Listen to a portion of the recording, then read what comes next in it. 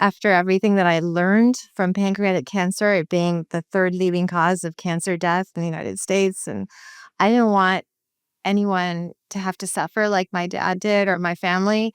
So I thought, I'm going to do something big because that's what my dad did. Everything he did it big.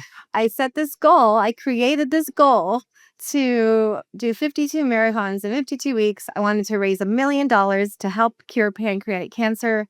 I was working full time. I didn't know how I was going to do this, but I thought, you know what? I'm going to do it. There's nothing going to stop me. I was committed.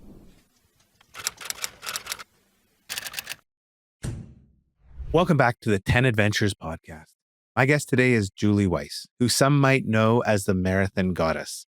After losing her father to pancreatic cancer, Julie set out to run 52 marathons in 52 weeks, one for every weekend for a year, all to raise awareness and honor her father's memory. Julie has since completed over 100 marathons and written a beautiful memoir called The Miles and Trials of a Marathon Goddess. Along the way, she has inspired thousands of people and discovered just how powerful running can be as a tool for healing, hope, and finding purpose 1 mile at a time. Hi, Julie. Welcome to the show. Thank you so much. It's an honor to be here with you today. It's great to have you. And I'm excited about your story. I think it's just so compelling and what you've learned from really, pushing your limits. But, instead of talking about the end where you are now, can you maybe take us back before you became the marathon goddess? And how did running first enter your life? Well, that's a great question. Actually, I started running as sort of I guess you could say a midlife crisis. I was in my late 30s and I was very depressed, feeling sort of stuck, just going through the motions of my daily life. And I knew there was something more.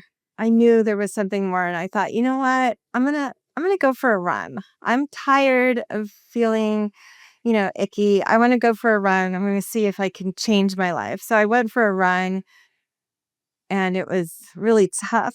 Actually, it was really tough. And it was, it all started really on a trip when I decided to go for a run I was on a family vacation with my parents in Hawaii. And that's where I said, I'm going to go for a run. So I went out for a run. I'm going to change my life. I'm going to get healthy. This is it. And I went for a run and then I went out too fast and I thought I was going to die. I passed out right there on the sand. Went out too fast. I was breathing too heavy. But something inside of me came alive that day. The feeling that I got from running, even though I was exhausted, something inside me came alive. I had this connection to my body, right? I was like, oh, this isn't so bad. Maybe I'll try it again tomorrow. And that's where it all started, on a beach in Hawaii. Decided to just change my life. And before that, had you been a runner, or was it just kind of like you're sitting there saying, I think a run is going to be the first step I take? It seems kind of incredible just to have that kind of inspiration, and then it actually does. Yeah, running was not always a part of my life. Not in school. I was sort of went to the school of hard knocks, I guess you could say. I didn't run in high school. When I was a little kid, I liked to run. Actually, when I was 3, 4, or 5, I would run through the fields. And then when I started school, as a little kid, I would run and I would beat the boys. I was pretty fast as a little kid, but it was too hard. It never became a real passion of mine until my late 30s when I found running again. And that's when everything started to change. And that transitioned into running 52 marathons in 52 weeks. Can you tell me a bit about how that progression went? And then the moment where you said, okay, I'm going to run a marathon every weekend. Yes, it was a lot leading up to that. It was running became sort of my new, I guess you could say, obsession, but a healthy obsession, right? I started running every day after I got home from Hawaii. I was like, I'm going to keep running with my dog on the beach. Then I signed up for a race, and then I started to feel really good in my body. I started to lose the weight. I started to eat more healthy choices, signed up for a triathlon. I was like, I could do that, right? And started training with my friend. We did a triathlon, which is, swimming, biking, and running. I liked the running the most. So then I signed up for a half marathon. And during all of this, my dad became like my biggest fan. We didn't have the perfect relationship growing up. I don't know if anybody has the perfect relationship, but he was sort of, critical of me, a little tough on me. And then when I started running, he became really proud. And then I was proud of myself. So I did all of these races, did a half marathon, signed up for my first marathon and ran that, made all the mistakes. But I had the courage. I had the courage to go sign up for this race, that I could do it. I could do a half marathon. What's stopping me from doing a full, right? 26.2 miles. And I did that. And then I got news of the Boston Marathon, like a marathon that you actually have to qualify for, the oldest and most prestigious marathon in the world, the Boston Marathon. And my dad was super excited, right? And sadly, he was diagnosed with pancreatic cancer. And he was like, "Don't change anything, Julie. Don't stop training. I know you're gonna make it. Uh, just don't change anything on behalf of me." Sadly, he passed away just 35 days after his diagnosis. And I was just in shock. And I had another marathon coming up, and I knew he would want me to run it. So I ran that marathon just 10 days after he passed away.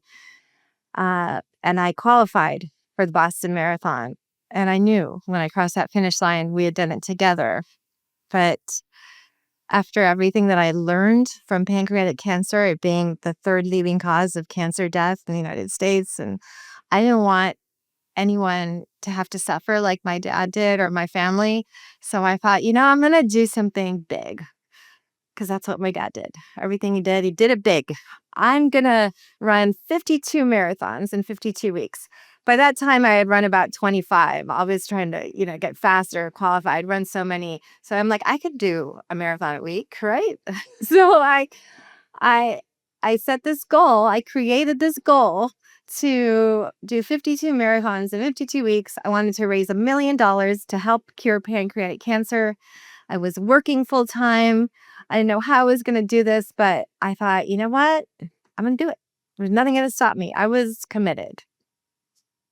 So I set out with my first marathon and I was one down and 51 more to go after I finished that marathon. I really had no idea what I was getting myself into. I wonder, did you find the running was a platform to help you with healing and finding purpose, dealing with this tremendous loss and grief? Absolutely. Running was my, and still is, my go-to, one of my go-tos when I need to reconnect to my purpose, to what it is that I love, what it is that, and who it is that I love, right? Because I always say, when you do something that you love for someone that you love, you open a whole realm, you enter into a realm of miracles, because now you're not just doing it for yourself, but you're doing something you love and you're doing it for someone that you love. And that's how I found that you can do incredible things. That's how I found that you can defy your limits when it's something you're doing something for a greater purpose. I can't imagine the physical and mental fatigue of running a marathon every weekend. Can you maybe talk about what a typical week would be like during the challenge and how you managed recovery, travel, and then just like even the mental fatigue of getting up for another marathon every weekend? So I had a lot of coffee. Cheers to helping through this. Like 3 shots of espresso with protein powder. I mean, I had to really stay focused on this journey. It was honestly the travel and the work, logistically, it was harder for me than running the marathon. Once I got to the start line, I was like, oh, yes, now I can run, right? So it would be working Monday through Friday, leaving my office on a Friday, traveling to another city, state, sometimes even country. I did a marathon in Canada once, the waterfront, and then running the marathon, hopping back on a plane on Sunday, and getting back to work by Monday morning, and doing this week after week after week. And it was so overwhelming at first that I had to connect to friends, to the charity, to my family to help me, because there's no way that I could have done this alone. My husband, he was helping me, um, telling me how to run these races. I would have to not go out at full speed. I'd have to slow down my pace by about an hour. When I started running, I was about a 4-hour marathoner, and these races all had to be run strategically so that I would stay healthy and get to the next start line injury free. So it just was, it became almost like autopilot, right? Every Friday we get in the car and then just push the button and we go right to the airport. It was just like, this is what you do. I was like living out of a suitcase for a year, but, working full time, and I had 2 kids that are older, but still it was a lot. It was a lot, but I was committed. There was nothing that was going to stop me. Was there a specific moment or two that tested you the most in doing this, where maybe you thought, I don't know if I'm gonna be able to complete this marathon or complete this challenge, either physically or emotionally? Yeah, I think we all get tested in goals that we create. We've got doubts that creep in, right? And then you think, oh my gosh, am I gonna be able to do this? Chaos. Why am I doing this? Does anyone even care? Right. And then there was times that I was running these races, and the donations, I had this link for donations, and they were coming in, and I don't get me wrong, I was grateful for every single penny that everybody donated, but it was like, my goal is $1 million, right? And I'm like, am I ever going to make it? Nobody's even paying attention, and these marathons are challenging, and what am I even doing? And sometimes, I'd have to run a double marathon or even a triple, and it was hard. But I got to about marathon number 5. I remember sitting in the Colorado River after a marathon. It was a great way to soak your aching muscles, right? I'm like, you know what? These marathons, they're challenging, they're hard, and sometimes fun. But the thing is, they can't just be about me or my marathon, right? These marathons are about the people that I was running for, not just my dad, but I wanted to reach out to the whole pancreatic community. I wanted to start running for other people. I wanted to know them. I wanted to run with them. And then, so I put up a post on Facebook and I said, let me know if you would like me to run for you. And I got so many emails, I couldn't even keep up with them. And I started dedicating every single race to somebody affected by pancreatic cancer. Sometimes they would even come out and run with me. So I got to know people, I got to know their families. And so the running took on a whole new life. I was running no longer just for me. These marathons were for the people that I was running for. And that is what kept me going. When those doubts crept in, I'm like, I am not giving up. I'm not going to give up on the person I'm running for. I'm not giving up on their family. I am keeping the hope alive. I'm going to get out there. I'm going to run this race. I don't care if I'm tired, if I didn't sleep. I'm getting up and I'm going to do this. And that's what kept me going. The people. It's such a beautiful story. It makes me think you're a public speaker now, and you talk, one of your talks is about kind of this mentality for success. Can you maybe talk about a bit more about that idea? Because I always feel sometimes if you just think you're gonna succeed, like you're more likely to succeed. But can you maybe share, your insight onto this approach? Believing that you can do it. There's a great quote, something like, believe you can and you're halfway there, right? So that's a big part of it. But I did create a framework called the 7 C's to defy your limits. This is something that I realized that I was doing when I was doing these marathons. I was taking all of these 7 C's, and I'll share them with you, that helped me create this goal, follow through with it, and actually achieve it. So the 7 C's to defy your limits, if you could see that. So the first one is to create a goal, create something that you would absolutely love to do. You have like this burning desire to do it. You know, in your heart, you are meant to do this thing. Creating a goal, write it down, create something, and think about what that goal is. Create something that you would absolutely love to do. Write that goal down. What is it? It could be, it doesn't have to be 52 marathons. Obviously, it can be, it can be creating a beautiful garden. It could be creating uh, a goal for cooking. Whatever it is that you love, create something that you want to do. Think about what that is. And then once you've got that goal, once you've created it, the second C is certainty. You have to have certainty, and that falls into believing. You have to believe, you have to be certain, you have to have certainty that you could absolutely do this thing. Like when I decided to do these 52 marathons, I knew it. I was certain that I was going to do it. There was nothing. I was certain whatever happens, this is good. This is part of the plan. I have certainty that I'm going to do this. So you have to have certainty. You have to believe that you can do this goal that you've created, right? And the third C is to connect. Connect with other people. Connect with like-minded people that maybe have the same goal, whether it's a race. Say you want to do a 5K, right? Join a running group. Connect with other people. Connect with groups online that are sharing the same goal of this the finish line, right? You all want to do this race, and you don't want to do it alone. It's not as fun. So connect with other people.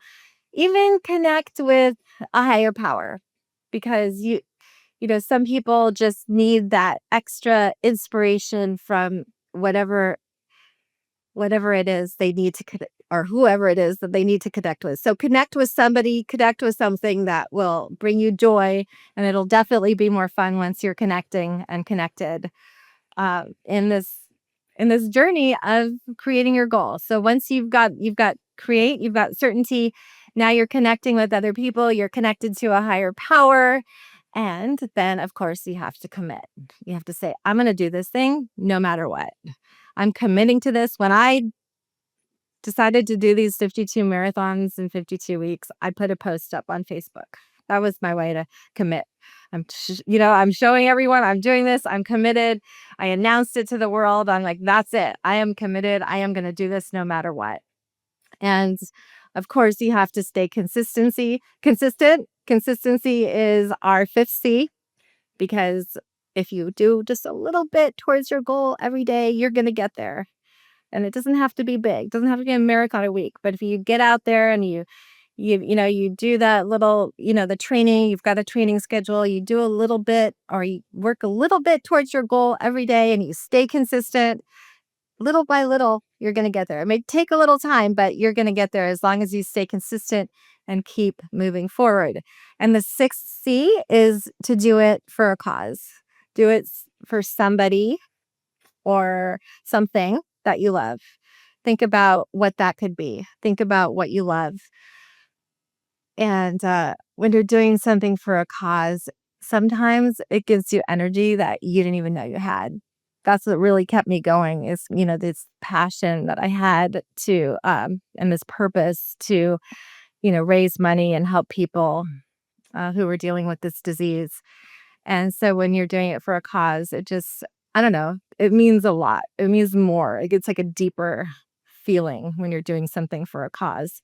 And it's a win-win. Everybody wins. And our seventh C is courage. You have to have the courage to do this thing, whatever it is. If you don't have the courage, you're never going to get out the door. So summon up the courage. It reminds me of one of my marathons, actually. I think it was marathon 11 or 12, and I ran the Leadville Marathon, and it started at 10,000 feet, went up to 13,000 feet. And I'd never run at altitude before, but I'm like, and there was no other marathons on the schedule that week, right? I'm like, okay, I'm going to do this thing. And little by little, I summoned up the courage. I got up to the top of that mountain, and I finished that marathon. I did, because I had the courage, and I had all these 7 C's going for me, and I finished it. And that's what I call the 7 C's to defy your limits, because they really do work. This framework actually works. And once you go through all of these C's and you create that goal and you complete the goal, you choose another one and then you do it all over again. But don't forget, I always have like a bonus C, right? Remember to celebrate yourself every step of the way. It's not just when you get to the finish line, it's getting to that starting line, right? Because it takes so much just to get to that starting line. And I think it's very, very important to celebrate the small wins every step of the way. I love how simple that framework is, and I can see, like, just as you talk through it, I can see how it'd really work if you wanna do something that's a real challenge for you. It just seems like such a simple framework, but also so powerful. I'm wondering one aspect for a lot of people when they're wanna do something great for them, it often is something that's physically really challenging for them.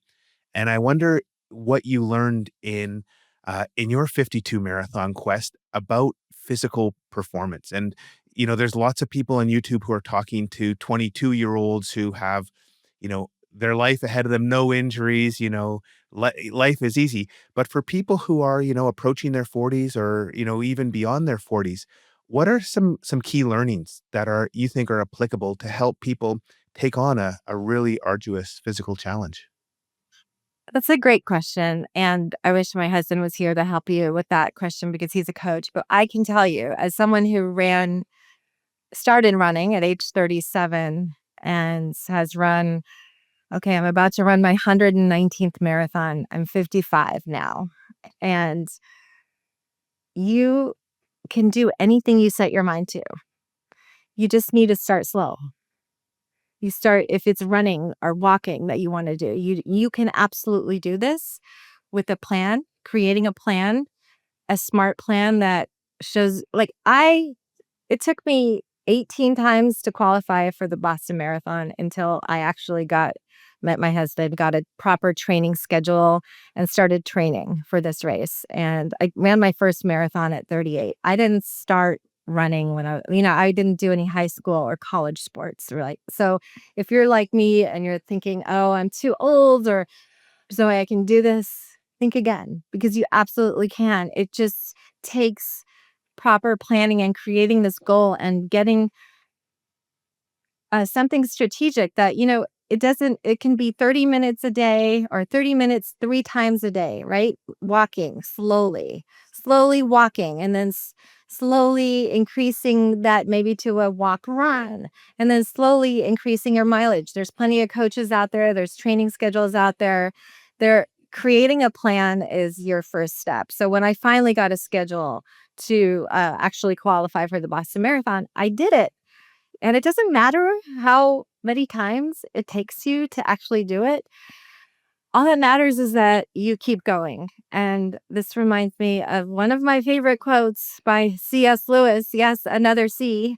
You're never too old to set a new goal or dream a new dream. Remember that. What a great quote.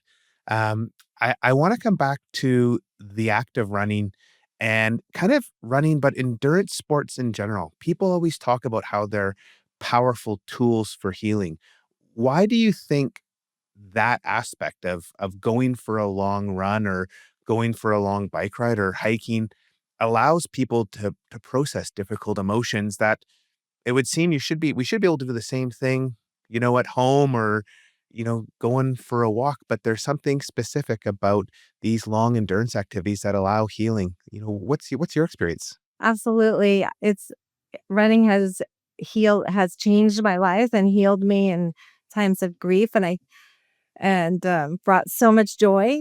I think it's because of that connection that you get to your body when you're outside, or inside, but you're feeling, you sort of is almost euphoric. You have this feeling you're no longer in your head, right? We sometimes get so much in our head, but when you start exercising, you start moving, you start to feel these endorphins.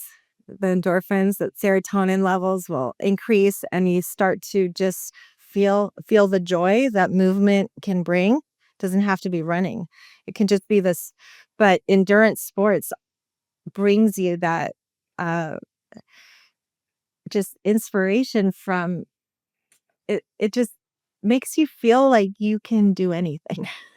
sometimes, once you slowly start moving and you get this momentum going with sports, and then you feel like, okay, this is working, and you're doing it every day, you're staying consistent, you're committing, it just brings you that feeling of sort of freedom, like, oh, it's a release. You're releasing a lot of toxins in your body, a lot of stress, like stress hormones and all of that icky stuff. Some people like to go out there. I'm like, I have to run the ick off. I just have to, and that just creates a feeling of joy.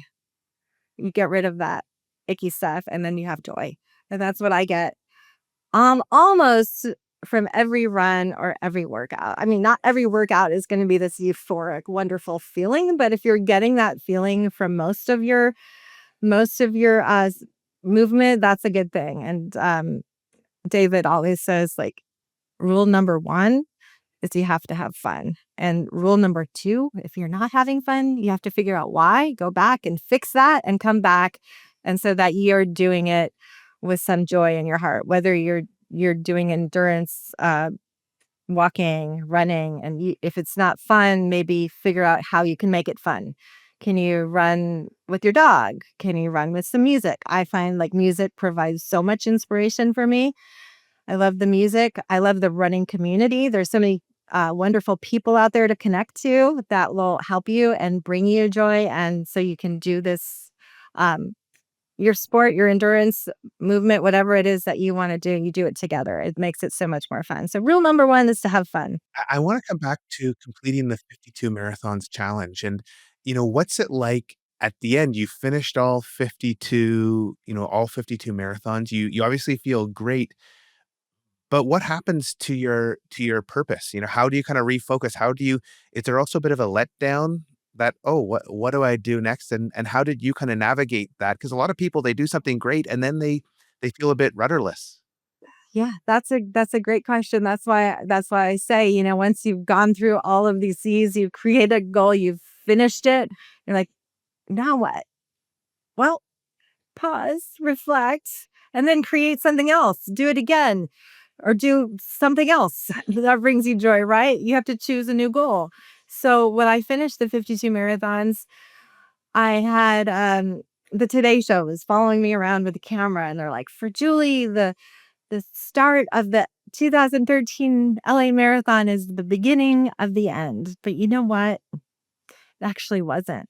It was the beginning of a 10-year journey to raise that $1 million, because I didn't raise $1 million in the first year. I'd raised about 200,000, which is amazing, but I wasn't done. I had $800,000 to go, and I kept going. I created new, okay, maybe I'll get up to 100 marathons, new platform, new ideas of raising that money, different, maybe I'll do 52 races, not marathons. I did all these things to make it to that $1 million, which I actually just like went over $1 million last year. So we finally completed that $1 million goal. And you find new ways, you find new avenues. Of course, there's going to be a letdown after completing this goal. So then you choose a new goal. And that's how you get out of that sort of funk after finishing a marathon or finishing a goal. That is actually a real, well, the runners have coined this term as like post-marathon depression. So, after a week or so, they're like, oh, I signed up for another race, and that's one way to sort of get you out of it. But it's okay. I mean, there's that dopamine rush, right? When you're doing this goal. And then when you're done, you're like, oh, now what? I had a whole year of that after I finished the 52 marathons. I was like, oh my gosh, what am I going to do with my life? Like, this is, oh, woe is me. But no, you just create a new goal. But it was it was tough after the 52 marathons to sort of come back from something that big. It was not easy. And I want it to be, I want to let you know that it's okay, but I don't want people to have to suffer, it shouldn't be, this it should be fun. It should be a lot of joy. If I could go back and think about some of the hard times I went to, I would sort of tell myself, like, remember, Julie, it's supposed to be fun. This is joy. This is fun. Remember, you're doing, and so there's going to be dark times for sure, but it's important to stay connected. Stay connected to the light. Stay connected to your purpose, your cause, and that'll help keep you going. Julie, you're so inspirational with your approach, and you've been lucky that you've found the goal, the cause, and you've created the goal you wanted to do. But I meet a lot of people now where they've kind of just hit a wall in their life, and they just struggle with what else to do. And it's kind of like a midlife crisis, I think. How do you help people who maybe can't even find that goal, who are, sitting there, they're not happy with their life, but they don't know, they don't even know what that first step is? Oh, wow. That's a great question, because I know there's so many people that are struggling or feeling lost. So what do I do with my life? I don't even know what to do now. They're dealing with a lot of things, like aging parents, or, kids, or there's a lot.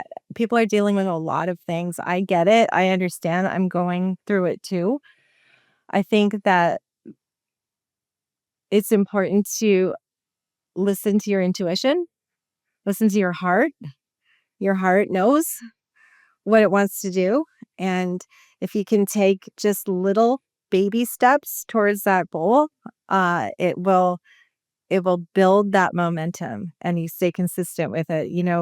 There's things that I still want to do. I want to run another marathon. I want to get healthier.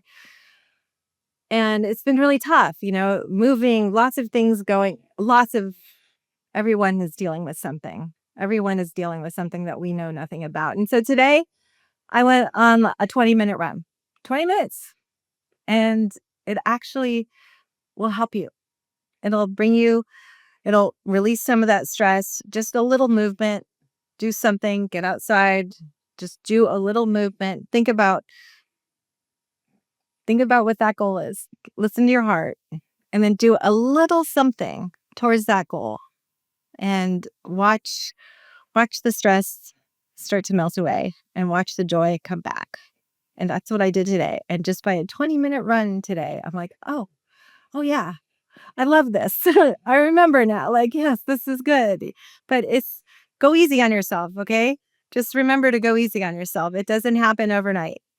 As long as you stay consistent, the joy will come, and you'll remember, you'll start creating this goal that and you'll start loving it. You'll start loving it. So my most important advice is to listen to your heart. Listen to your heart, and then take those baby steps every day to do something towards what your heart is telling you to do. Oh, that was such a powerful response, Julie, and like really, really beautiful. I wonder what the biggest lesson, for running or for life has taught you about endurance, about purpose, about love, just about, living a happy life. I think that the most important lesson is to never, ever give up. Never give up. It's so important to keep going. Life will try to knock you down. You're going to run into obstacles along the way, but never give up on a goal, no matter how long it takes you. And find the joy in the journey. Okay. Remember, it's not just about that finish line or that finished product. It's really about who you become, and knowing that you're gonna make it. You're gonna keep going, and you're never gonna give up. And then you also inspire others to do the same. What a beautiful end to this chat, Julie. Thanks for taking time and sharing all this wisdom. It's really been a joy to learn about the seven C's, especially, but then all the other wisdom. I really appreciate you Oh, sharing all thank that. you so much. Thank you for having me. Should we go through them again? Yeah, yeah, definitely. Create, connect, commit, consistency, cause, and courage. And never give up. Okay? And So, celebrate. and celebrate yourself. Celebrate yourself every step of the way. Absolutely. There's always a bonus C. Coffee. Cheers. If people want to find out more, where can they find you, Julie? Oh, thank you so much for asking. You can go to julie-weiss.com. That's my new website. And my email is there, and you can contact me if you're interested in having me as a speaker, or you can buy my book there, or if you just want to go get some inspiration, go to my website, or you can go to @marathongoddess on Instagram and Facebook. And once again, the book is The Miles and Trials of a Marathon Goddess. Go to your local bookstore and request it. If they don't have it in there, there's a photo of the front. And thank you, everyone, for listening to this episode of the 10 Adventures podcast. We'll be back next week to explore the world and hear about more epic adventures. Bye-bye. Thank you. Thank you so much. We got this.